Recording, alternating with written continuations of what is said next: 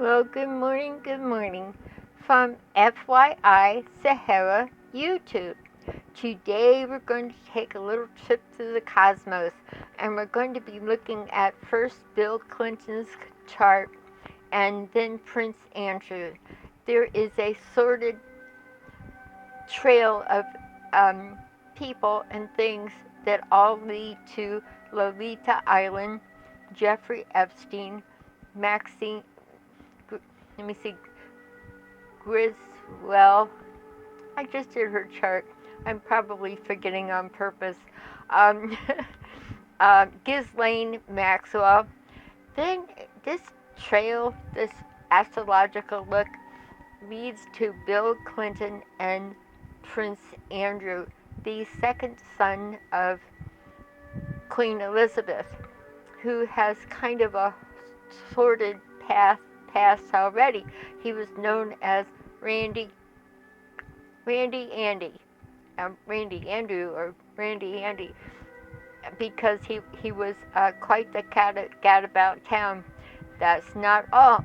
Apparently, he was not satisfied with the local offerings of the women, and he was going for little boys and little girls. And it gets the trail is really unpleasant, but I'll try to keep it on the empirical side. Just look at the aspects because that does tell the story.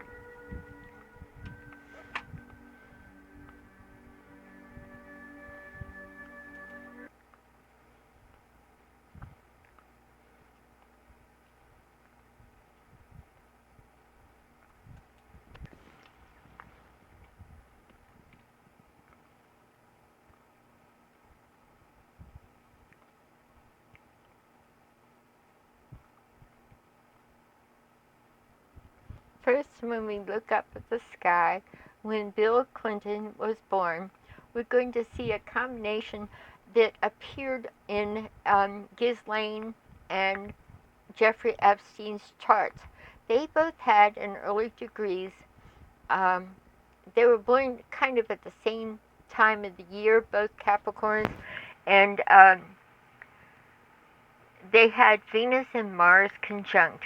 I've done these are actually pretty magnetic people. You have the planet of love and the planet of sex. They are often very attractive to other people for outgoing and pleasant personalities, and they are always very interested in. This is two planets of love. Need I say more? Yeah. The thing was, I couldn't have been more shocked when I drew up Bill Clinton's chart and I saw the same combination, Venus and Mars together. Let's see what else we've got. I'm going to just spend a little bit of time on this and then do another look at Prince Andrew, which is, none of this is, I'm just going to look empirically at it. It's the only way to do it.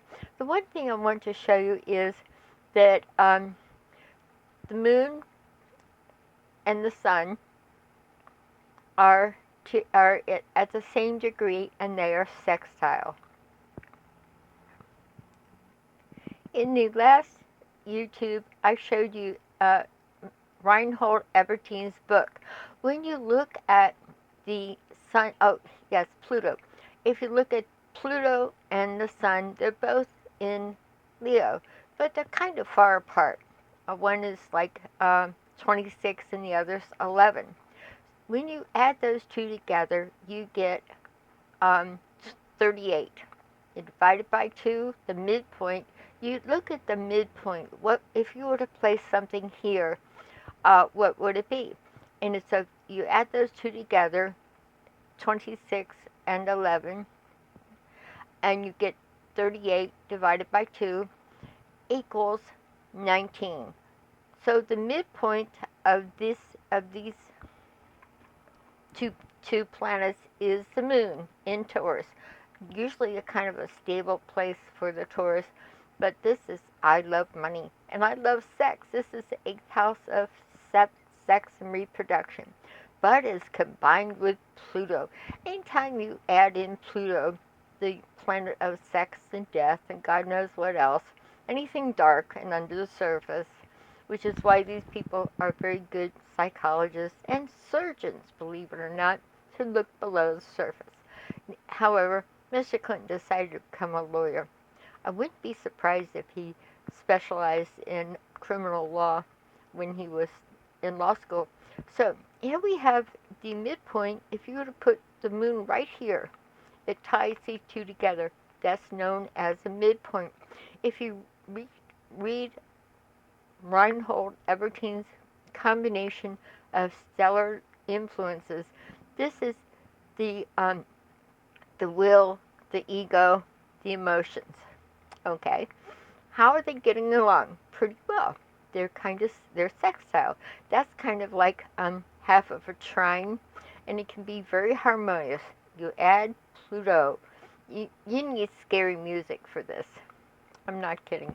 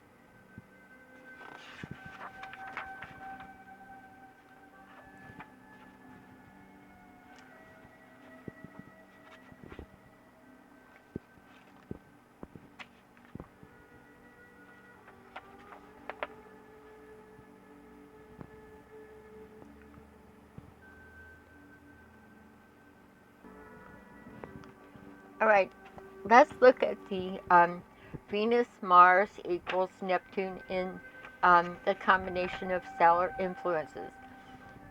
A pathological or abnormal craving in sex relationships, the negation of love urge, a little suppression maybe, the inclination to perversity. It means you're pervert. These things together are disappointed in sexual relationships, and abnormal appetite for sex.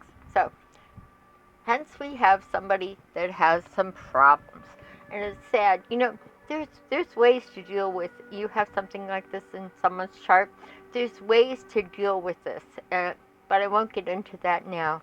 Usually, that's another subject altogether. Oh, my tripod's wavering. Sorry. Let me see if I can steady it. Sadly, we have a bouncing tripod.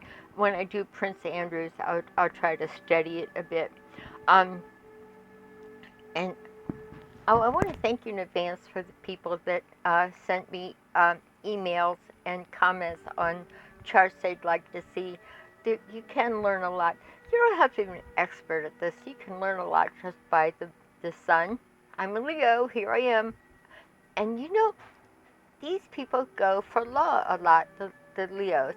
But that is another, you can talk about Leo and Taurus moon till the end of time.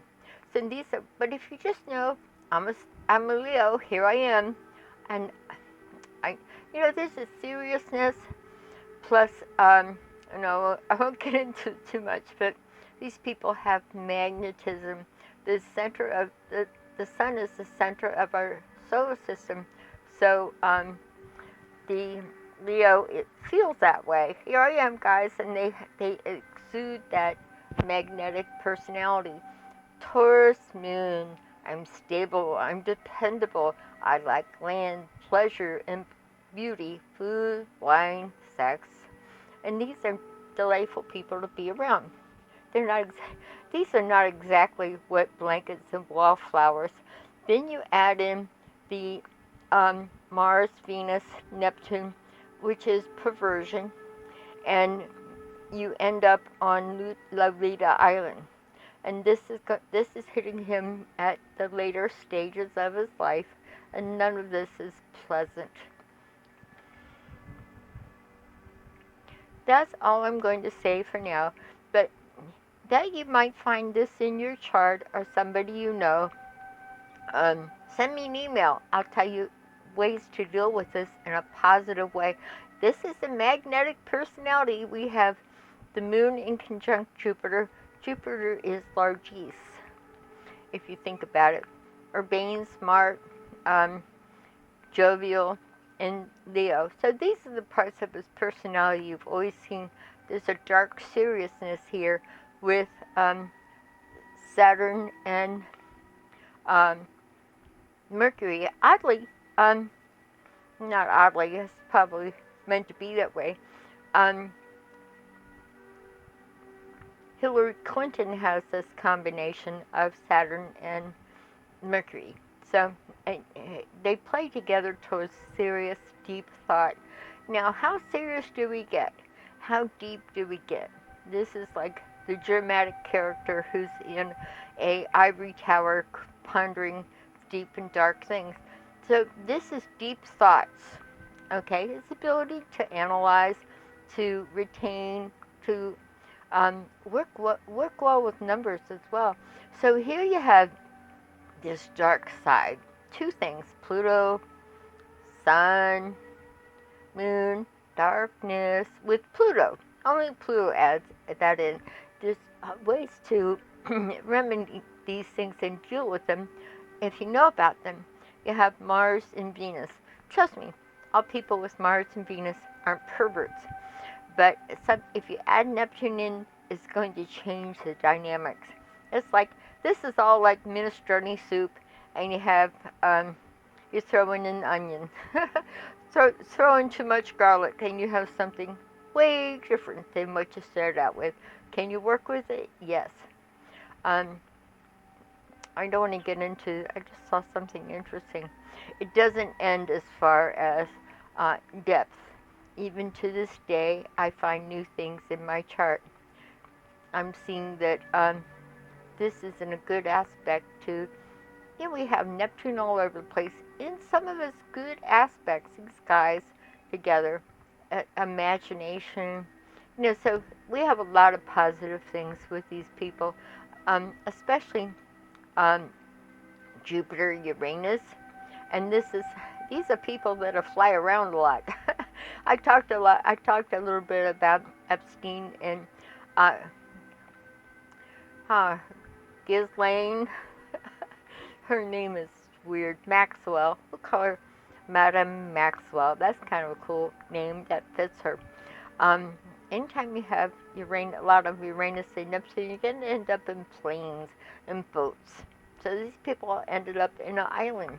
And I guess I don't want to call that the love boat, because it's rather sad the way it's, because see, Mars is young men.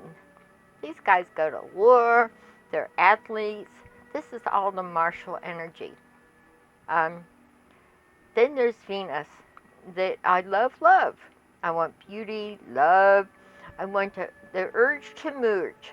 These people are generally pretty magnetic.